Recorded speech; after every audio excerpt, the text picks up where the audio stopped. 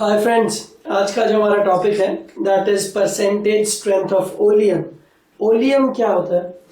Sulphuric acid में dissolved SO3, इस पूरी चीज को ओलियम बोलते हैं। इसको कभी कभी H2S2O7 के नाम से भी जाना जाता है।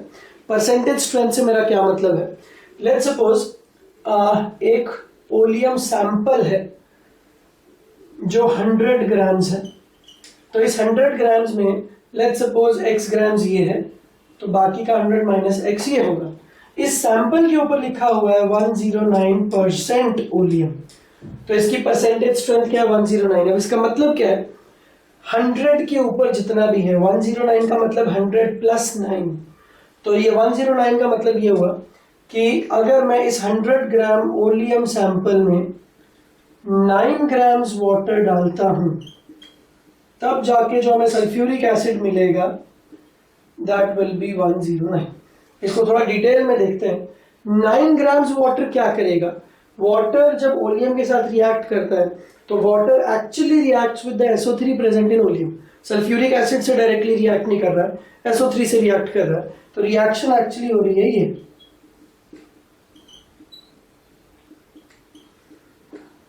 तो जो सल्फ्यूरिक एसिड पहले से था वो तो ऐसे ही है, जो SO3 था पहले वो वाटर से रिएक्ट करके H2SO4 बना रहा है। तो 109 का मतलब ये हुआ कि जितना भी SO3 प्रेजेंट है दैट इज x ग्राम्स, उसको पूरा पूरा रिएक्ट करवाने के लिए हमें 9 ग्राम्स वाटर की जरूरत पड़ रही है। So this 9 gram is the exact amount of water which is required to completely react with the SO3 present in this sample. ठीक है, अब ये रिएक्शन तो बैलेंस्ड है, 1:1 मोलर रेशियो में। 1 मोल वाटर, इसका वेट होता है 18 grams, and 1 mole SO3, sulphur is 32, oxygen is 16, तो 16 3s are 48, तो it gives me total 80।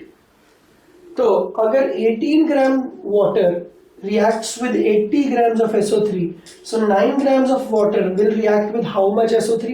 So this X becomes 40 grams। भाई 18 के साथ 80 है, तो 18 का आधा कर दिया 9, तो 80 का 40 कर दो, आधा कर दो, तो 9 ग्राम्स ऑफ वाटर मुझे डालना पड़ा। दैट मीन्स इस सैंपल में SO3 कितना रहा होगा? This SO3 would have been 40। तो अगर ये 40 है और टोटल 100 था, तो फिर ये कितना हो गया? 60। तो 109% ओलियम सैंपल का मतलब ये हुआ कि इस सैंपल का अगर आप 100 ग्राम लेते हो तो इस 100 ग्राम में 40 ग्राम SO3 होगा और बाकी का 60 ग्राम H2SO4 होगा। तो जो H2SO4 ऑलरेडी प्रेजेंट है, ये तो 60 ग्राम पहले से था जो यहां से मिला, 40 ग्राम SO3 था, 40 ग्राम में 9 ग्राम्स आपने वाटर डाल दिया, तो मास बैलेंस 49 ग्राम्स ही हो गया।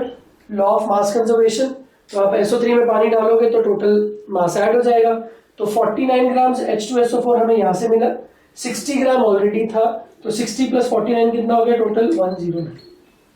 तो 109% का मतलब ये हो गया कि अगर मैं 100 ग्राम ओलियम में 9 ग्राम्स वाटर डालूंगा तो मुझे 109 ग्राम्स सल्फ्यूरिक एसिड मिलेगा। अब इसको उल्टा करते हैं। अगर एक ओलियम का सैंपल है जिसमें ये बताया हुआ है कि टोटल 100 ग्राम में SO3 is 20 grams, then find the percentage strength। तो मुझे बस ये देखना है कि इस SO3 के साथ कितना वाटर रिएक्ट करेगा। अब ये सारा कुछ यहां से क्लियर हो जाएगा। अगर 80 ग्राम SO3 हो तो वाटर रिक्वायर्ड इज 18 ग्राम्स। अगर 80 की जगह यहाँ पे 20 हो तो 1/4 किया आपने, तो 18 का भी 1/4 कर दो, तो 18/4 दैट इज 4.5। तो 20 ग्राम्स SO3 से पूरा पूरा रिएक्ट करने के लिए कितना पानी चाहिए? 4.5। तो परसेंटेज स्ट्रेंथ क्या हो गई? 100 प्लस 4.5 दैट इज 104.5%। तो इस तरह के सिंपल सिंपल क्वेश्चंस काफी सारे एग्जाम में आते रहते हैं। आई होप कि इस वीडियो लेक्चर को देखने के बाद ओलियम से रिलेटेड, परसेंटेज स्ट्रेंथ से रिलेटेड जितने भी क्वेश्चंस होंगे वो आप सबसे सॉल्व हो जाएंगे। Thank you.